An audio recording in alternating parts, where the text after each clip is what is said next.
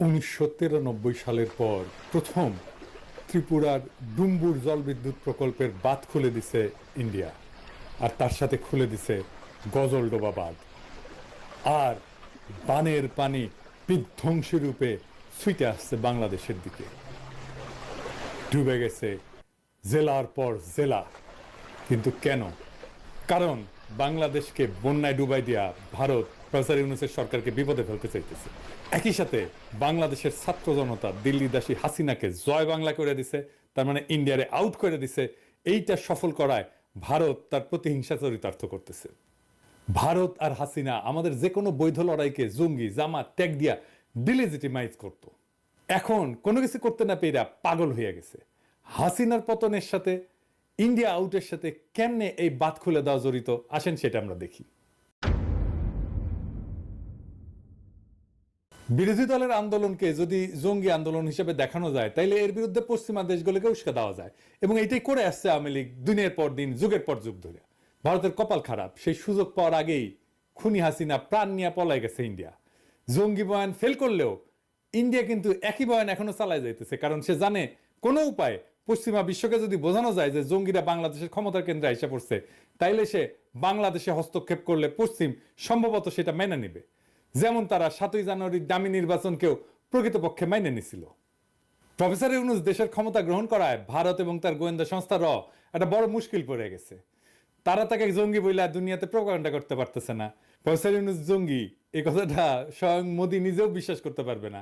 সুতরাং তারা নামছে এমন এক কাজে যেন প্রফেসর ইউনূসের সরকারকে ক্রমাগত বিপদে ফেলা যায়, এবং তারা এই কাজ করে যাবে, দিনের পর দিন করবে, একটার পর একটা করে যাবে। এই বন্যায় ব্যাপক ক্ষয়ক্ষতি হবে, ফসল ডুবে গেছে, খামার ধ্বংস হয়েছে, গবাদি পশু মারা গেছে, প্রচন্ড খাদ্যাভাব দেখা দেবে, মানুষজনকে সরাইতে হবে, এবং পুরা প্রশাসন পুরা সরকার এই বন্যার ধকল সামলানোর কাজে ব্যস্ত হয়ে যাবে। এই অর্থনৈতিক ধাক্কা সামলানো খুব কঠিন হয়ে যাবে। তার মধ্যে তো হাসিনা দেশকে পুরোটা ফোপড়া বানাই দিছে। এখন তাদের একটাই মিশন, তা হইল প্রফেসর ইউনূসের সরকারকে যেভাবে পারে বেকায়দা ফেলা। এই বাঁধ খুলে ডুবায় দেওয়া তারই একটা পদক্ষেপ। এই বন্যা পরিকল্পিত বন্যা, এটা কোনো প্রাকৃতিক দুর্যোগ না। কোনো সতর্কতা ছাড়া একবারে বাঁধ খুইলা জনপদের পর জনপদ ডুবাই দিছে। আইন অনুসারে এটা করতে পারে না, কিন্তু সতর্কতা দিতে হবে এবং ধীরে ধীরে পানি ছাড়তে হবে, এটাই নিয়ম। এটা প্রতিহিংসা। আর এইটা আমরা ভারতের মিডিয়ার হেডলাইনে দেখতে পাই। দেখেন কি লিখছে, কি নির্মম রসিকতা। অবশ্য আমাদের পোলাপানেরা ওই রসিকতার পরে ওই ওয়েবসাইটে জয় বাংলা করে দিয়েছে হ্যাক কইরা। তো যাই হোক, আমরা কি ভারতের এই প্রতিহিংসার মুখে বসে থাকবো? না, এইটার দাঁত ভাঙা জবাব দিতে হবে। এর দাঁত ভাঙা জবাব হিসেবে আমরা টোটাল ইন্ডিয়া বয়কটের ডাক দিচ্ছি। আমরা এর আগে ইন্ডিয়ান প্রোডাক্ট বয়কট করছিলাম, কিছু সিলেক্টেড প্রোডাক্ট বয়কট করছিলাম। এইবার আমরা টোটাল ইন্ডিয়া বয়কটের ডাক দিচ্ছি। শুধুমাত্র ইন্ডিয়া পণ্য না, সেই সাথে ইন্ডিয়া থেকে সকল প্রকার শিল্পের কাঁচামাল আনা বন্ধ হবে। ছাত্র জনতা এটা নিশ্চিত করবেন। তৃতীয় দেশ থেকে কাঁচামাল আনলে খরচ যদি কিছুটা বেশিও পড়ে, সেইটা আওয়ামী চাঁদাবাজি বন্ধ হয়, শিল্পের মালিকানা পুরোপুরি পুষায় নিয়েও লাভের খাতায় কিন্তু থাকবেন। আমাদের সাপ্লাই চেইন ইন্ডিয়া থেকে সরায় নেওয়ার এটাই মোক্ষম সময়। একই সাথে ভারতের সকল এয়ারলাইন্সকেও বয়কট করা হলো। ইন্ডিয়ান কোনো এয়ারলাইন্সে কেউ টিকিট কাটবেন না, কোনো বন্দরে ভারতীয় মালামাল খালাস করবেন না, কোনো দোকানে ভারতীয় পণ্য পাইলে সেটা এখন ধ্বংস করবেন। আমরা এর আগে বলছিলাম তুলে নিতে বলবেন, না রাখতে বলবেন, কিন্তু এখন বলতেছি এটা ধ্বংস করবেন। কোনো ভারতীয় পণ্য বহন করবেন না, কোনো পরিবহন যেন না পায় পণ্য নিয়ে আসার জন্য। ওরা ভিসা সেন্টার বন্ধ করে দিছে, খুব ভালো করছে। আর যেন না খোলে। ওরা মৈত্রী ট্রেন নাকি চালাইতে উৎসাহ পাইতেছে না, চালাইস না, আমরা খুব খুশি, না চালাইলে আমরা সবচেয়ে খুশি হব। সরকারকে আহ্বান জানাচ্ছি, ভারতের সাথে সকল চুক্তি উন্মুক্ত করেন, যা যা এক্ষুনি বাতিলযোগ্য সেইগুলো বাতিল করেন।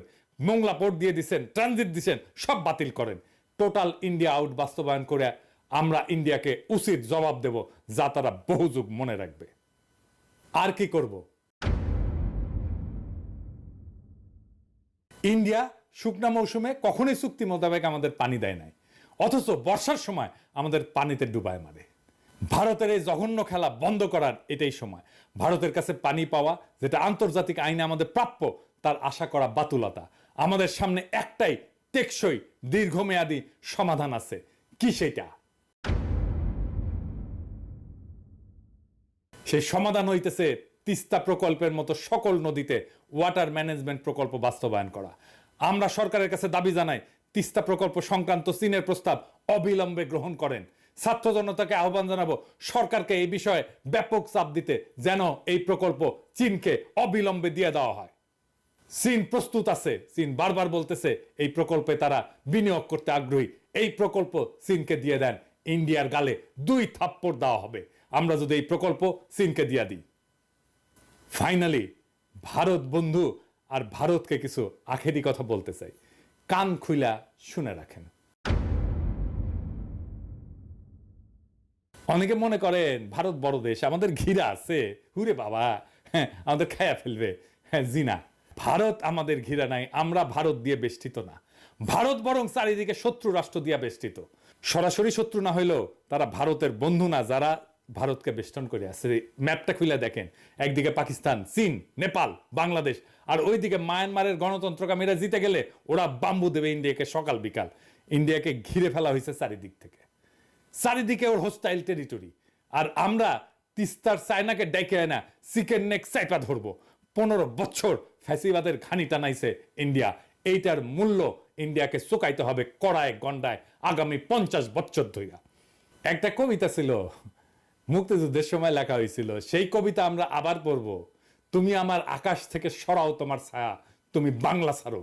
তুমি আমার বাতাস থেকে মোছো তোমার ধুলা, তুমি বাংলা ছাড়ো। তুমি আমার জলস্থলের মাদুর থেকে নামো, তুমি বাংলা ছাড়ো। শত্রু দেশের সাথে কোনো ডিলিংস না, ইন্ডিয়ার সাথে কোনো ডিলিংস না। যারা শত্রু দেশের সাথে হাত মিলাবে তাদের ক্ষমা নাই। ইনকিলাব জিন্দাবাদ।